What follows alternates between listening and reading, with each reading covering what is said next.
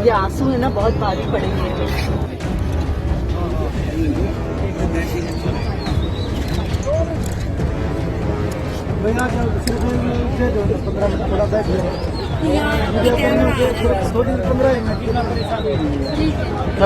एक एथलीट, एक खिलाड़ी जो पैदा होता है सोच के साथ कि वो देश का नाम रोशन करेगा और मर भी इस जज्बे के साथ जाता है कि उसे देश का नाम रोशन करना है।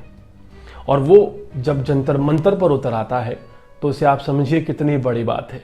एक नेशनल लेवल के खिलाड़ी का, और ना सिर्फ एक खिलाड़ी का, कई महिला खिलाड़ियों का नेशनल लेवल के जंतर मंतर पे आकर प्रोटेस्ट करना, रात को सड़कों पर सोना और ये कहना सरकार से कि आप एफआईआर दर्ज कीजिए, क्योंकि एक शख्स है ब्रजभूषण जो कि रेसलिंग फेडरेशन का अध्यक्ष है, उसने 7 लड़कियों के साथ यौन शोषण किया है, सेक्सुअल हरासमेंट की है, जिनमें से एक नाबालिग है। आप सोचिए खिलाड़ी के लिए कितना बड़ा डिसीजन है। ये वही खिलाड़ी हैं जो 20 जनवरी को जंतर मंतर पर बैठे थे।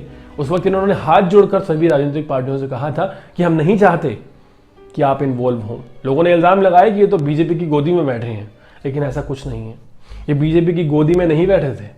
इनका सिर्फ यही कहना था कि हम अपने देश का नाम करना जानते हैं, देश को बदनाम करना नहीं जानते। अब सोचिए ऐसे में कितना मुश्किल रहा होगा इन सभी खिलाड़ियों के लिए जंतर मंतर पे जाना और प्रोटेस्ट करना। लेकिन एक फर्ज वाली बात अगर की जाए तो जब आपकी आंखों के सामने 7 लड़कियों का यौन शोषण होता है, एक राक्षस जो उनका यौन शोषण कर रहा है, जिसमें से एक नाबालिग बच्ची भी है, तो फिर क्या आप चुप रहेंगे?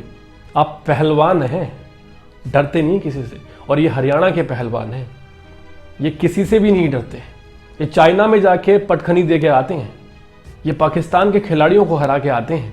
यहाँ तो आप सिर्फ देशभक्ति का ढोंग करते हैं, ये किसी को नहीं छोड़ते और किसी से नहीं डरते। अगर आपको लगता है कि ये पिछली बार डर गए थे, तो ये डरे नहीं थे।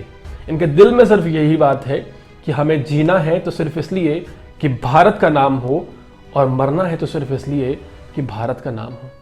आप इन्हें क्या देंगे?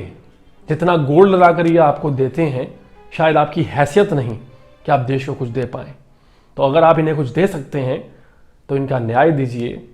जिस बच्ची के लिए, जो कि नाबालिग है, ये महिला पहलवान वहाँ पर प्रोटेस्ट कर रहे हैं जंतर मंतर पर, अगर न्याय दे सकते हैं तो दीजिए। क्योंकि आप देखिए ना, जब फोटो खिंचवानी होती है तो तमाम नेता इंक्लूडिंग मोदी जी सबसे ज़्यादा आगे रहते हैं, लेकिन आज जब एक नाबालिग बच्ची के लिए भी न्याय मांगा जा रहा है तो कान पर जू नहीं रेंग रही, बिल्कुल शांति से सन्नाटे से बैठे हैं। कोई ट्वीट नहीं, कोई रीट्वीट नहीं।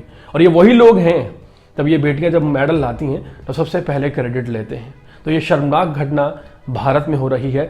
दिल्ली के जंतर मंतर पर प्रोटेस्ट हो रहा है।